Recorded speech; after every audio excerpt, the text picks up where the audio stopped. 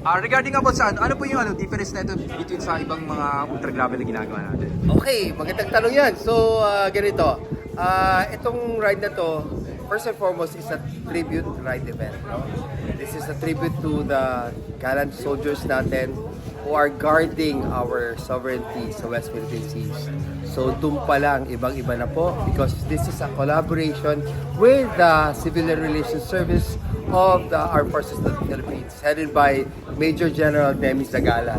So, doon po, rider po natin siya sa Ultra Gravel.